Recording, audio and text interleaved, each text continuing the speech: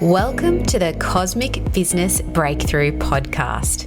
I'm your host, Sophia Pallas, and this podcast is for soulful entrepreneurs who want to harness the cosmic power of astrology to elevate their message, unlock flow, and attract their best clients ever. Join me every week and get excited to discover how you can use the energy of the cosmos to get the business breakthrough you've been waiting for.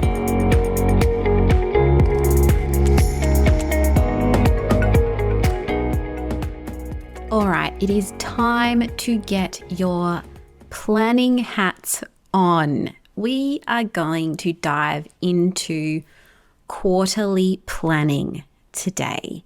And this is not just any kind of quarterly planning. This is quarterly planning with astrological precision. So hold on to your hats, go get a notebook, go get a cup of tea or some sort of sustenance because you're going to need it. This is a super hands-on, super practical episode to help you plan out an epic final quarter of 2023.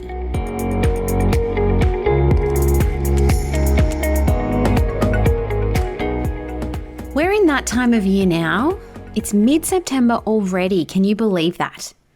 And this means we are heading into the final quarter of 2023. Have you been thinking about that too, or is it just me? I can't believe the final quarter is almost upon us. So what have you had on your heart and mind to do before this year is out? Have you made a plan for how you're going to do it?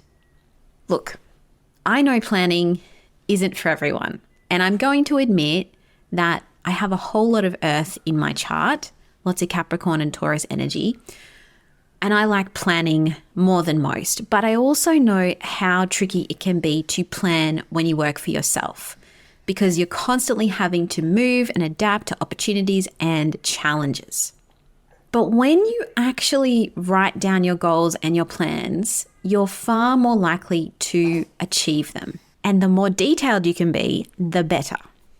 So something I found super beneficial for this a couple of years ago was working with 90-day planners. This means planning out the next quarter and keeping your planning in that kind of quarterly fashion. I find this a much more effective way to plan in business because it keeps you on track and it allows for some flexibility across the year, right?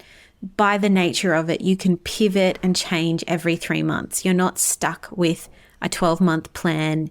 If things dramatically change, hello 2020. It also allows you to go into more detail and depth with the plans you're making and the vision you're trying to bring to life. Now, the cool thing about the way that I do planning now and the way that I do planning with my clients is that by integrating astrology into the planning process, you can take this a whole lot further because you're going to align your plans with what the energy is most suited to or supportive of at that time.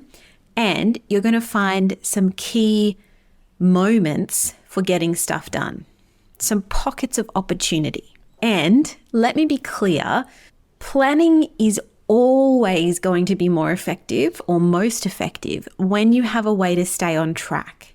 So that could be someone like an accountability partner, a coach, or a mentor, working with someone like that to keep you on track. Or there may be a way for you to processize or systematize your accountability in some other way. But having an actual person to check in with is usually the most powerful way to stay on track because you feel obligated to complete the task or to move things forward. Right, because you've got to check back in with them. So there's like this little kind of psychological game you're playing with yourself. But we're going to talk a bit more about getting accountabilities and other types of support at the end. So let's dive into this process. This is going to be a super practical episode. So if you can have your notebook beside you or listen again later when you can take notes, that would be great. I'm also going to include a link to a tool that's going to help you create this plan. I'm going to link to it in the show notes. And I'm going to explain it as we go as well, because this is something that I have been tweaking it and updating it, and I think I'll be releasing an even better version next year. But I want you to have access to this planner tool. I'm going to link to it in the show notes. So before we go into the nitty-gritty of the next 90 days, this is how I want you to start this process. And this is going to involve writing. This is going to involve your notebook. So what is your big business vision or your 5-year plan? This might be a really tricky question for some people. I know it used to be a really fully aligned with what I wanted to be doing or creating. That was a couple of years ago. So if this is you too, I recommend that, of course, you have a session with someone like an astrologer or a human design expert to help you get really clear on what you want to create or what you want to be known for in this next chapter of your life or in this current chapter of your life. This is something that I help a lot of my clients with, especially if they're in that kind of midlife transition time where they're ready for the next big change or the next step in what they're known for or how they do business or work in general. Alternatively, if you've already done this work, because a lot of people have and they already know what they want, and some people are born knowing what they want, and some people are really good at seeing the big picture and always keeping that 5-year plan in mind, or the 10-year or the 20-year plan potentially. If you've done this work, you know where you're going in business, what you want to create or what you're working towards, write it down. This is the first step before you get into the kind of nitty-gritty of the plan. Write down the goal, the 5-year, the 10-year goal. I like to think about it as a 5-year goal because I feel like that's a time frame that you can work towards. It might be a 7-year goal. I think I got this from the Barefoot Investor. In fact, I'm not sure if I'm crediting him correctly, so please forgive me. But there's this idea that we really overestimate what we can get done in a year, but underestimate what we can get done in 6 or 7 years. You know, the amount of change and development we can create in our lives and businesses in 6 or 7 years is quite phenomenal. But we sometimes think that we can do it all in 1 year when we're planning. And that's what I love about this quarterly planning process as well, because it really helps us to break it all down into more manageable goals, into more manageable tasks, rather than setting ourselves a really unrealistic 1-year plan. So think about this big vision. What does it look like 5 years from now? What is your future self doing in the business? You know, really feel into that vision. Write it all down. What are you selling? How does the business operate? How big is the team? What are the major milestones you've hit or you're going to hit? What are you known for? How big is your audience? What's your revenue look like? What's your profitability look like? These are the kind of big picture business questions that you can think about in that kind of 5-year span. Okay, once you've got that, the next step is to bring it in closer. So what skills and support do you need to create these kinds of results? This is largely a brain dump or a brainstorming session of all the things you might need to help you reach that 5-year goal. For example, if your goal or vision is to sell multiple digital products, what are the skills, equipment, and team support you would need to do that? If your goal is to be making $1 million per year in revenue, what sales streams, financial systems, team, tools, what would you need to generate and manage that kind of money?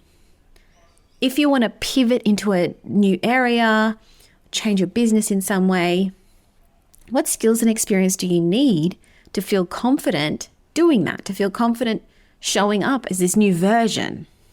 Do you need to upskill in some area?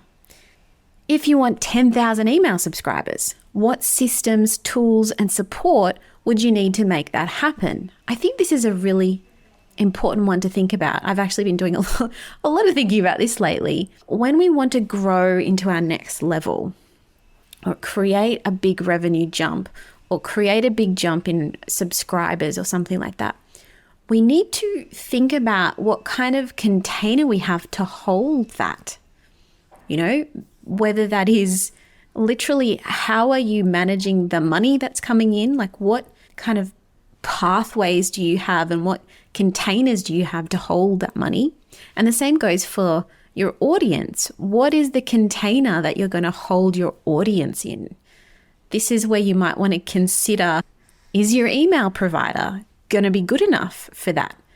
You know, is this a time where you've got to move from a free service to a paid service? Is it that you know your current email service is terrible, but you've been putting off, you know, those kinds of things feed into that bigger vision, because you might notice where you've been holding yourself back from that bigger vision if you don't have these tools, systems, and containers to support you in the next level. Okay, so think about the results you want to create in 5 years. Think about what skills and support you're going to need to create those results. And then the next part is where you need to use a little more discernment. So get your Virgo on here. This is a great time because it is Virgo season as I'm recording this. So from the big list of things you've written down, the big list of, you know, skills and support and, you know, potentially other projects you need to do, things you need to set up, what are some projects that would support the big goals this quarter? Now, you can start writing this section before we look at the astrology, but I find that the astrology actually helps me to really refine this list down, because not all of the things you've written down in your brainstorm are going to be able to happen in 90 days, right? Some of these things are going to take you much longer than that, or are going to be a multi-step process.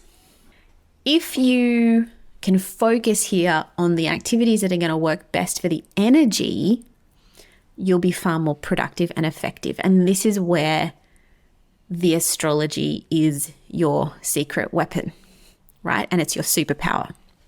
So let's dive into that cosmic power part. Now, I'm going to give you some general astro information, or some general kind of astrological insight or forecast.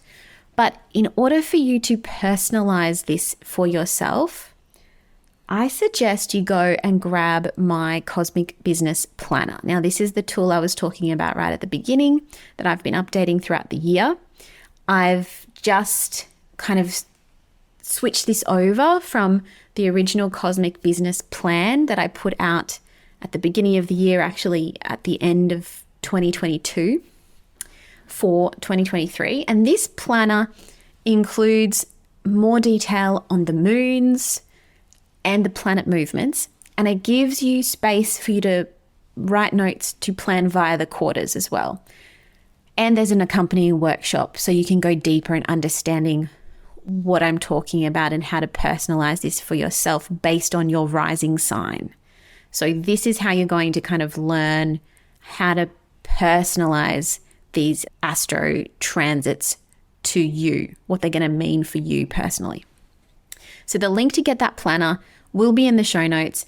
It's just $19 and it has, as I said, more information on the astrology, how to personalize your plan for your rising sign, and it's going to really help you with this process. So I really recommend you go and grab that. And I am aiming to release a more detailed Cosmic Business Planner for each quarter of next year too. So stay tuned for that. I'm excited about that. But right now, this is the best way to get all of that astro data in one place that you can actually use for personalizing your plan.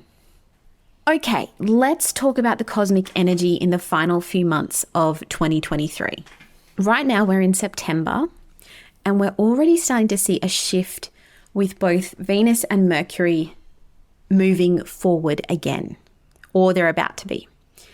However, they're both tracking back over ground they've been through before, so we won't really feel that push forward or that forward momentum until later in September or even early October.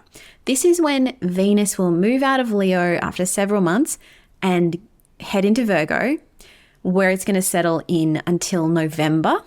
And it's going to be doing some spring cleaning for us in this area. So this is a great time to really clarify your values.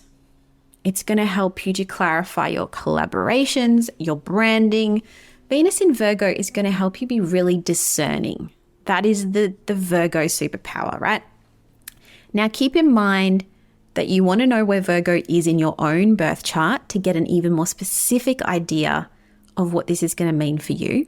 And that's where the planner I mentioned comes in handy. And you may already know this from other episodes. I've kind of talked you through this as well. You might want to check out the episode on the 12 houses too. That will hopefully help you work out which sign is on which house for you in your birth chart. And obviously you can get your free birth chart.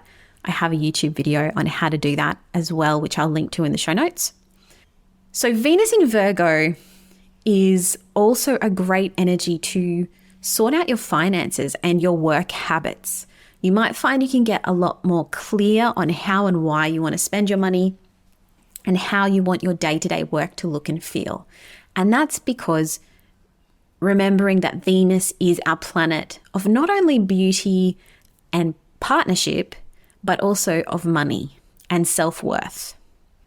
Okay, so these are the things, these are the Venus themes that are going to be going through Virgo and getting that kind of spring clean, getting that clarification, getting that discernment or refinement happening. Now, Jupiter, and I haven't done these kind of in order of where the planets are, you know, whether they're close planets or outer planets. I'm more doing it how it came to me at the time that I was preparing for this, but also where you're going to kind of feel the most activity happening. So I'm not going to talk about all of the planets. I'm just going to talk about the key planets to think about for your business over the next 3 months. Now, Jupiter, as you may know, is the planet of expansion, prosperity, abundance, wisdom, higher learning, all that good stuff. It's still in the sign of Taurus and it's going to stay there until May of 2024. But for the next few months, Jupiter is retrograde. In fact, for the rest of 2023, Jupiter is retrograde. So it's going to allow you to really clarify and go back over the expansive projects or, you know, where you're seeking prosperity, what your business growth needs to be. Again, it's a real clarification energy. Retrogrades are a clarification energy. They're a revision time, right? So you're going to be thinking about what expansive projects you want to be working on and where you want to grow. You're going to be kind of in that energy of working that out or going back over things you were kicking off when Jupiter first went into Taurus. That kind of energy of like, let's redo this expansion. Let's have another go at it. Let's reset it a little bit. It's a little bit of a backtrack, but it's like you have to slow down to speed up. It's that kind of energy, right? You have to slow down to speed up. So when a planet is retrograde, it is moving much slower. So it is that energy of rest and reflect before you push forward. It is that energy of slow down to speed up.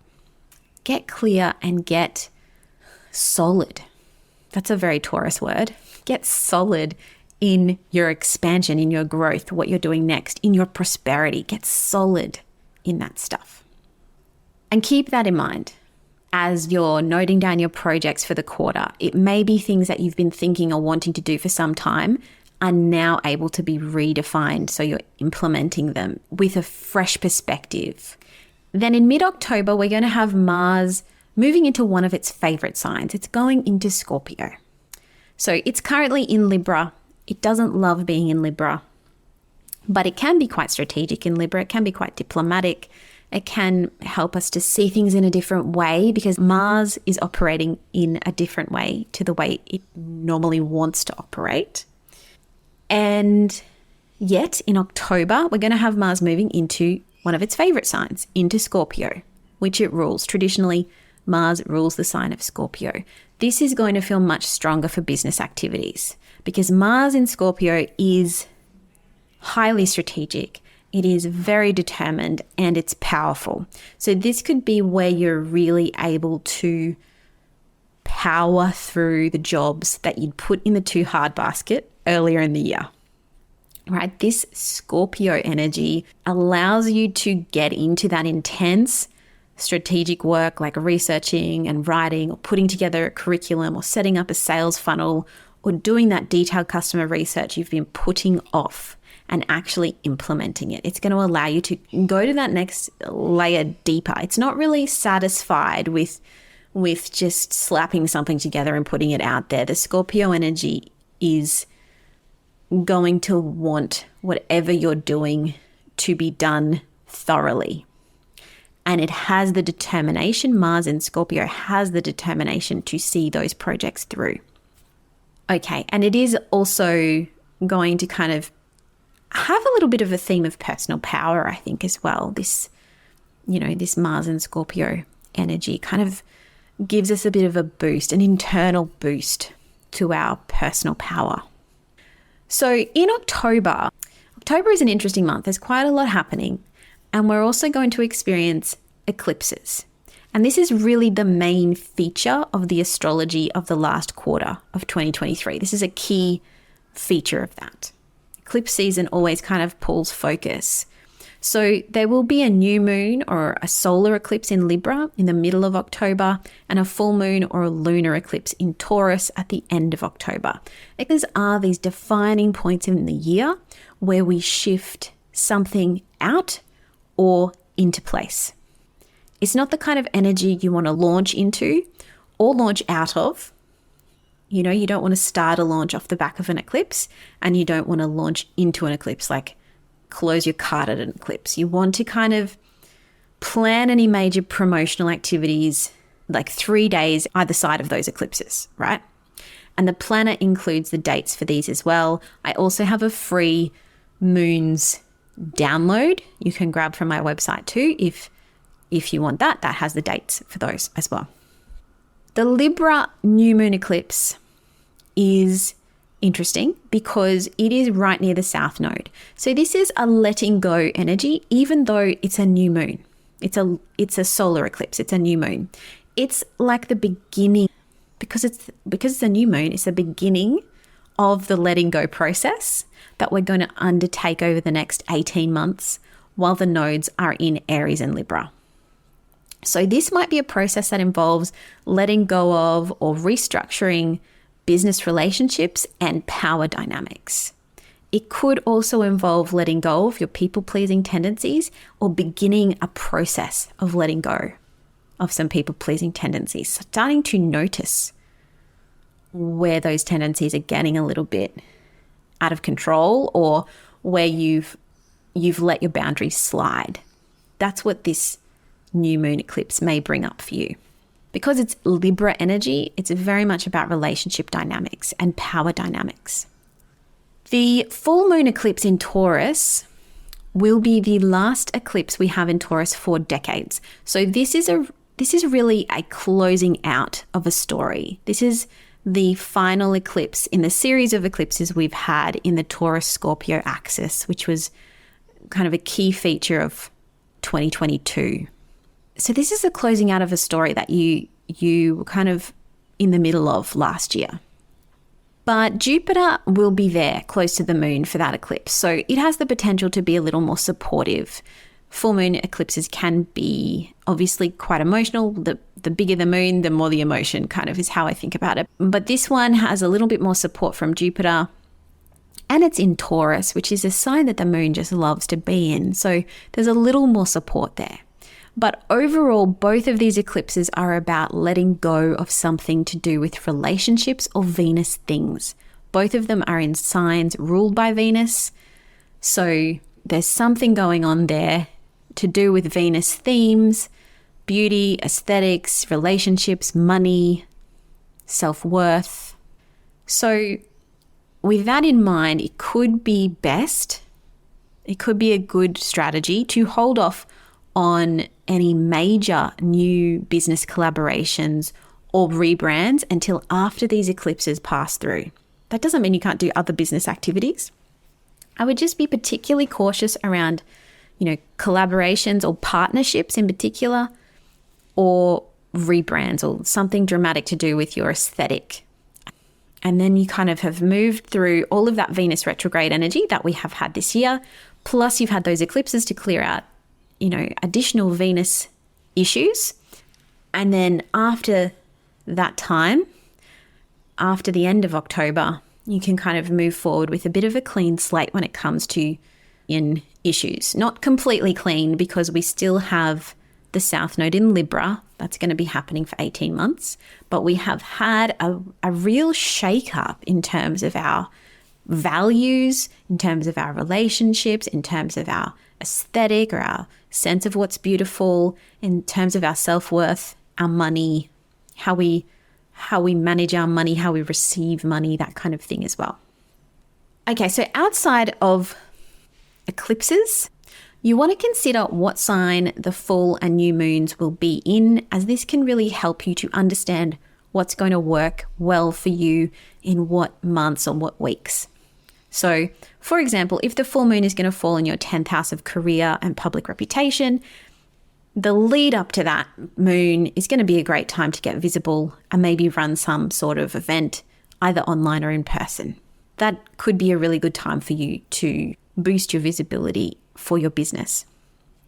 If the new moon is falling in your 3rd house of communication and learning, this could be a really great time to work on your content or put together a new course. This is like the initiation energy of, working on something new in terms of your content, or putting together a new course, or even a new approach to growing your email list, a new opt-in, something like that. In November and December, we're going to have a few more planet moves. So we do have Venus then moving into her happy place of Libra.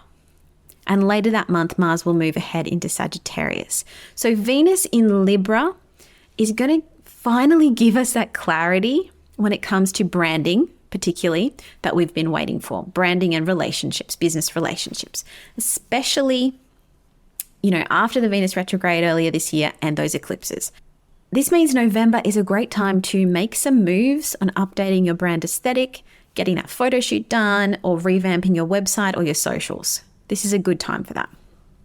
It could also be a good time for a new collaboration, or for putting out there into the world some business values that you have. Those kind of Venus things, or creating a new income stream. Those kinds of Venus things. When Mars moves into Sagittarius at the end of November, this is when you're going to be recalibrating your energy from that deep dive of Scorpio. And this is a much more expansive bird's eye view energy. We go from the scorpion, which is an animal that burrows into the earth, to the centaur, who's up there exploring the world and going on adventures, having that more expansive view. So what are your big goals and visions for your business or your empire? This is what you're going to be considering in that Mars and Sagittarius time. Mars is going to be operating in that more expansive, adventurous way. It's a fire energy as well. So while Mars in Scorpio, you have that ability to connect emotionally with things and to really dive deep into the psychology of things, this Mars in Sagittarius is more about the philosophy of things. And it's more about the ideas and the inspiration, that fire energy. So this is not a super productive energy sometimes, because you can get stuck in the big vision. But it is a great time to think big and a great time to be generous. Sagittarian energy is quite, because of its kind of expansive nature, is quite generous. So this could be, for instance, a good time to run a giveaway, some sort of a competition, or it's obviously going to be around Christmas time. Do you need to be sending gifts to clients? Do you need to be inviting them to a party? Like, this is kind of Mars in Sagittarius, or Sagittarian energy in general, has that lovely, let's celebrate, let's dream big together, that kind of thing. later in December, we have another Mercury retrograde. So we will just be coming out of one as this episode airs, and we don't go into another one until mid-December. So that is another recalibration energy. That's going to be a Mercury retrograde through Capricorn and Sagittarius. So there will be a time to review and revise, and it's probably going to be a time to review and revise your plans for the next year, and to review and revise what you've done over the course of 2023 and what you want to take forward with you into 2024. It's actually, I think that end of year time is actually quite a nice time to have a Mercury retrograde, because it allows you to really get into that introspective, reflective, slower energy. Okay, so that's the astrology in a nutshell. And keep in mind that if you do go and grab the Cosmic Business Planner, that there is going to be these transits listed in that. I've got a little bit of an explanation on each of these things that I've just run you through in that planner. So let's go back to step 3 and pull out the activities from that big list that are going to work best with the cosmic energy. Now, it's best if you do this with your own chart so you know which houses are being activated for you. For me, I know that Jupiter is in my first house of identity at the moment. It is in the sign of Taurus, which is my rising sign, until 2024. And this is one of the big transits I'm working with in my plan. This for me means raising my personal brand, because the first house is all about your own personal brand, getting myself really clear on that, uplifting that in some way, expanding my own knowledge and skills, my sense of myself, being that it is my first house of identity, so that I can make the most of myself, my gifts, my knowledge when Jupiter moves into my second house next year. So at the moment, one of my big plans or things that I'm working on is upskilling, not only in astrology, but also in a new and exciting modality that I'm going to be talking about soon, so that I really kind of improve myself, but also I'm able then to improve my skills to share that with my clients, with my audience next year when Jupiter moves into my second house of personal resources and money making and all of that good stuff. I'm also planning on working with Venus in Virgo, Virgo is my 5th house of creative projects. And so I'm going to be working on nurturing and refining some business creations that have been on my heart and mind for some time. This is feeling like quite a creative time for me, this current time right now, but also this final quarter of 2023. And I'm looking forward to Mars in Scorpio, really activating my client sector, which is my 7th house. So I can build out or revise some offerings that are going to be super transformative and exciting.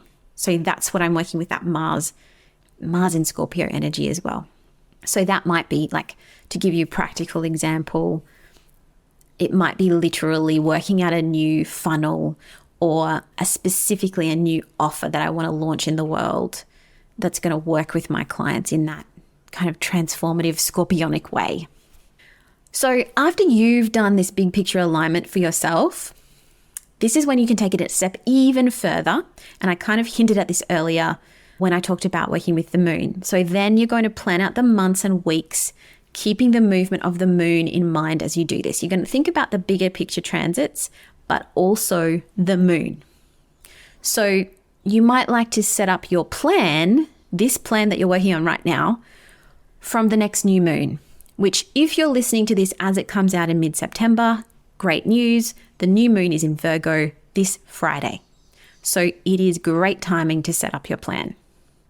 Now remember, when you're planning with the moon, you use the new moon and the waxing or the growing phase to set your plans in motion, to set your intention and your plans in motion to build momentum. And the full moon and disseminating phase to kind of collect on that work and to revise before the next new moon. So to work with this, you might want to set yourself some completion deadlines around the full moons, or mark down to publish your sales posts or videos around the full moon. Not to say that you may be publishing sales posts and videos throughout the month, But if there are key sales events, you want to work with that full moon energy because it has a completion energy to it. The disseminating moon energy is like a reflection and a reset time. So it's about tying things up, making sure things are in order, making improvements, making tweaks, getting stuff done so that it's tied up before the next new moon. That's not to say that you're going to be fully completing every project within one cycle of the moon, but it is sort of the energy that you want to be working with. So thinking about what are the things that I can tie up over the next 2 weeks while the moon is in its disseminating phase. What are the things that I can plan and implement while the moon is in its building phase? That's what I want you to start thinking about. Okay, now this has been quite a lengthy episode. And now it's over to you to use this cosmic process to plan your final quarter of 2023. I would love to go into this in more detail, and I will run another planning workshop soon. I love running those planning workshops, but I recommend you go and grab my Cosmic Business Planner. It's just $19, and it's going to have a breakdown of all of the astro events that I've just talked about, along with how to personalize all of this for your rising sign. If you bought my Cosmic Business Plan earlier this year, you will be receiving the updated planner with some additional astro info for free. So please keep an eye out for an email about that. Okay, so this only applies to you if you have not bought my Cosmic Business Plan earlier in the year. Go and buy the Cosmic Business Planner now. It's the updated version of the Cosmic Business Plan. If you have the original version, you will be receiving the updated version. So please let me know how you go. And of course, if you're like, this is all great, Sophia, but I want you to do this with me and personalize it all for my own astrological energy, absolutely, I can do that. And I do have a way to work with me at the moment where we can completely transform your next quarter in business by working specifically on your purpose, your positioning, and your promotion strategy using your astrology chart and my strategic marketing brain and my copywriting brain. If this sounds like something you're interested in, you're welcome to book a 20-minute, no obligation chat with me. The link will be in the show notes. This is a completely free call to discuss how you could use astrology in your business for more alignment, flow, and, to be honest, more power. Because there's a huge amount of personal power that comes from knowing yourself to your core and being able to use that knowledge for better results in your business. Thank you so much for listening. Have an awesome week, and I will speak to you very soon. I'm really excited about a guest I have on next week's episode, so stay tuned for that. Thanks for joining me on the Cosmic Business Breakthrough. If you'd like to learn more about what I do, head to sophiapalace.com or follow me at Sophia Palace over on Instagram. If you're listening on Apple Podcasts or Spotify, I'd love for you to take a moment and review the show if you found it helpful and share it with a few friends. Thanks again, and I'll speak to you next time.